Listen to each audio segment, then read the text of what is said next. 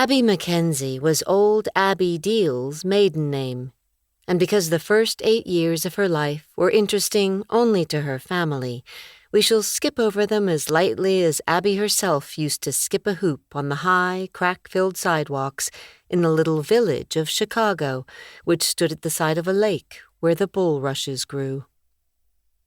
We find her then at 8, in the year 1854, camping at night on the edge of some timberland just off the beaten trail between Dubuque and the new home in Black Hawk County, Iowa, to which the little family was bound.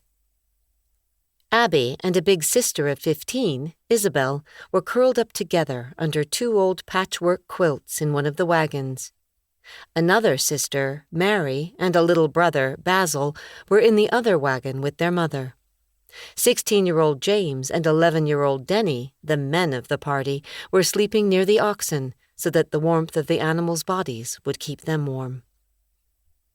Because she had propped up a small section of the wagon's canvas cover, Abbie could see out into the night. The darkness was a heavy, animate thing. It hung thickly about the wagon, vaguely weird, remotely fearsome. It seemed to see and hear and feel.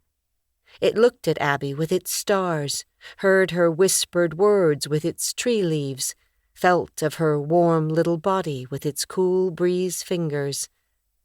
Something about the queer closeness of it almost frightened her.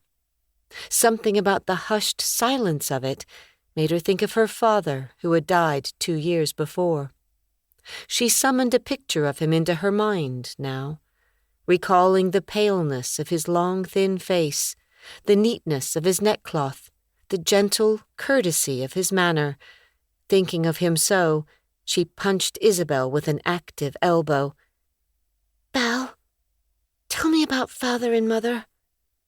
The big girl was a little impatient. "I've told you everything I remember." "Tell it again." "I should think you'd get tired of hearing the same thing." "Oh, I never do." "Well, Father were what they call an aristocrat. He lived in Aberdeen, Scotland, and his folks, the Mackenzies, had a townhouse and 2 country houses. He belonged to the landed gentry." "What's landed gentry?" "It means he were a gentleman and didn't have to work." "Will James and Denny be gentlemen?" "Of course not. We lost all our money." "Tell how we lost it." Abbie settled herself with complacence. There was an element of satisfaction in having had such a foreign substance at one time, even if it was long before her birth.